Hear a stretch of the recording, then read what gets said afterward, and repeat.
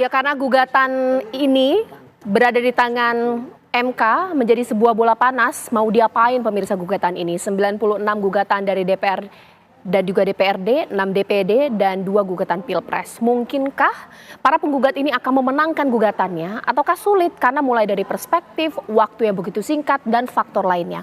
Itu akan saya bahas di Apa Kabar Indonesia malam hari ini. Di Studio TV One sudah hadir Bang Margarito Kamis sebagai pengamat hukum kita. Selamat malam Bang Margarito, pengamat hukum tata negara. Dan juga dari Formapi, peneliti Formapi, di sini ada Bang Lusius Karus. Selamat malam Bang Lusius Karus. Malam, Mbak Caca. Saya juga akan bertanya dengan mantan Hakim MK Pak Marwar Rasihaan. Selamat malam Pak. Apa kabar Pak? Sehat? Selamat malam. Selamat malam. Sehat, Jas. Selamat malam. Terima kasih, Pak Caca. Selamat malam. Selamat malam, Pak Margarito, Pak Lusius. Berapa? Sudah berapa yang kontak? Sudah berapa yang kontak? Betul sekali. Itu juga pertanyaan saya, Pak Marwara. Kita tahu sebelum gugatan ini nanti akan mau diapain oleh MK karena ini semacam bola panas. Sebagai mantan hakim MK, benar tidak sih Pak? Omongan-omongan yang ada di luar sulit sepertinya gugatan Pilpres ini dimenangkan. Karena juga waktunya begitu terbatas dan faktor lainnya. Bagaimana Pak? Mengingat Bapak sudah malang melintang mengenai permasalahan ini.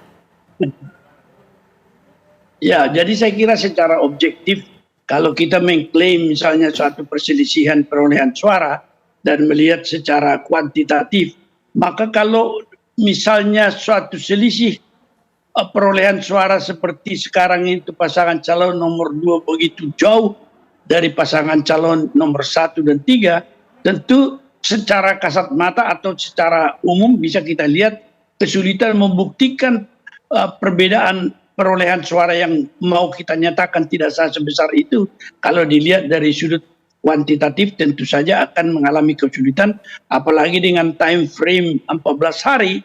Ya, kalau mereka tidak dari awal sudah menyusun suatu data yang secara sistem IT mereka sajikan untuk seluruh Indonesia dengan susunan yang telah demikian rapi, tentu saja itu akan sulit.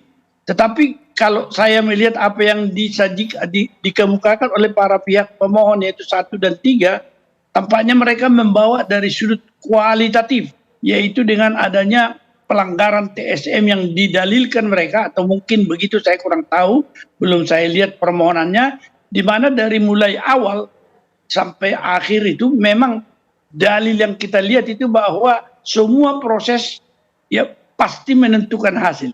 Kalau proses buruk, hasilnya buruk. Kalau proses tidak benar, bisa juga hasil tidak benar. Oleh karena itu, kalau kita melihat bahwa yang dibawakan oleh para pihak adalah misalnya apa yang sering didengar oleh banyak orang itu pelanggarannya menggunakan struktur pemerintahan dari atas ke bawah. Terstruktur katanya. Menggunakan juga struktur penyelenggara, yaitu Bawaslu, KPU dari atas ke bawah. Juga dengan satu sistem yang didengung-dengungkan ini banyak, yaitu tentang bansos dan BLT yang melalui cawe-cawe Bapak Presiden ini. Kalau ini memang otentik bisa dibawa, termasuk juga tidak dilakukan audit terhadap apa yang dikatakan sistem IT yang servernya di luar negeri, itu merupakan sesuatu hal yang bisa membawa goncangan di dalam pembuktian. Kita tidak lagi melihat secara kuantitatif, tapi kualitatif. Karena kalau misalnya bisa dibuktikan bagaimana besaran bansos dan BLT dan kemudian penyebarannya di seluruh Indonesia, pasti hasilnya itu pasti masif, tidak perlu akan dibuktikan angka berapa. Oleh karena itu pergulatan itu akan ada di sini. Saya sudah mendengar dari Pak Habibur Rahman bahwa kualitas permohonan katanya tidak betul. Itu nanti kita akan melihat di persidangan tentunya, bahwa mereka tentu kalau dalil dari pemohon mereka sudah siap betul begitu. Ini yang menurut saya suatu pendekatan yang berbeda antara kuantitatif dan kualitatif dengan apa yang disebutkan pelanggaran yang didalilkan terstruktur, sistematis dan masif. Itu tentu akan membawa sesuatu perbedaan di dalam pendekatan maupun penanganannya. Saya kira sementara begitu, Mbak Caca. Banyak sekali sebenarnya poin-poin yang mau kita bahas, tapi kita satu persatu supaya tidak bingung ini pemirsa Apa Kabar Indonesia Malam, Bang Margarito. Kita ke hal yang paling dasar saja. Gap antara 02 dan juga 01, juga 03 terpaut sangat jauh. Sehingga mau dibuktikan sebagai apa tidak akan merubah hasil. Sehingga gugatan ini dianggap mati angin, ini seperti apa? Iya, pada waktu pengumuman KPU pada malam itu dengan angka yang seperti itu, di sini nih, kalau tidak salah ini, enggak di sini. Itu saya bilang, bagaimana caranya mengoreksi seperti Anda bilang itu tadi? Karena gapnya begitu besar begitu ya. Saya kira ini nothing, kalau saya gitu ya. Jadi waktu itu saya bilang ya sudah, kalau saya tidak usah maju ke Mahkamah Konstitusi oleh karena split antara 2 ke 1, 2 ke 3 terlalu besar.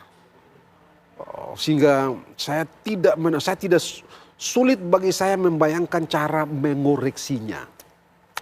Ini senior saya, Pak Profesor Maru gitu ya. Saya tidak tahu bagaimana Mahkamah Konstitusi membangun perspektif untuk misalnya beralih dari hasil ke atau kuantitatif ke kualitatif gitu ya. Karena kalau dari kuantitatif sudah selesai, sampai seperti Pak Maru tadi selesai sebenarnya. Saya juga di sini bilang sudah selesai. Kalau dari kuantitatif jaraknya tidak ada cara, tidak tersedia cara yang masuk akal secara hukum untuk mengoreksi angka-angka itu. Nah karena itu ya mungkin saya dengar-dengar mereka akan maju dengan pendekatan kualitatif. Persoalannya adalah konstitusi bilang kuantitatif. Kuantitatif ya, yang bisa angka dibawa yang bisa dibawa diperiksa dan itu menjadi kompetensi Mahkamah Konstitusi. Konstitusi bilang begitu, itu soalnya.